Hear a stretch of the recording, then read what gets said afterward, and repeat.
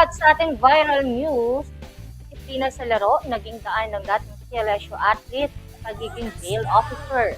CLSU athlete na si Rodson Catuela Marquez ang patunay na ang disiplina sa sports ay maaaring maging susi sa tagumpay sa profesyon.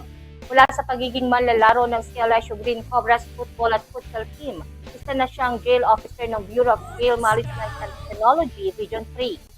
Pinahagi ng CLSU Futsal and Football alumni ang kwento ng kanyang paglalakbay. Pinakita nito kung paano nahubog ng sports ang kanyang karakter. Dahil dito naging handa siya sa mas mabigat na responsibilidad sa serbisyo publiko. Ayon sa binahaging kwento ni Marquez sa naturang Facebook page, nagsimula ang lahat nang maimbitahan siyang sumubok sa football team ng Central Luzon State University. Tinanggap niya ang hamon at naging bahagi ng Green Cobras. Habang lumalalim ang kanyang karanasan, natutuhan niya ang halaga ng disiplina, pagtutsaga at pagtulungan. Bukod dito, mas lalo niyang pinahalagahan ang respeto sa mga coach at kapwa-atleta.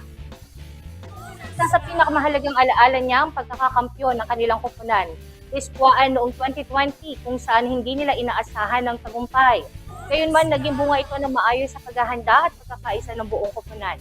Ayon sa kanya, mga aral na natutunan sa sports ang naging gabay niya sa pagharap ng iba't ibang hamon sa buhay. Kalauna, naging jail officer si Marquez sa BJMP Region 3. Dinala niya sa kanyang trabaho ang disiplina at pakikisamang natutuhan bilang atleta. Bukod dito, naipasa rin niya ang Penology Officer Examination.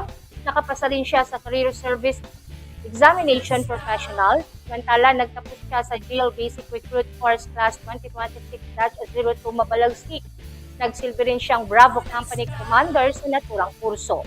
Sa kanyang mensahe, nikayat ni Marquez sa mga bagong atleta na pagbutihin ang kanilang pag-aaral at pagsasanay. Kanya mahalagang maging disiplinado sa bawat pagkakataon. Bukod pa rito, pinayuhan niya ang mga kabataan na huwag tumigil sa paglinang ng kanilang kakayahan. Sa tamang dedikasyon, maaari ito magbukas ng mas maraming oportunidad sa hinaharap.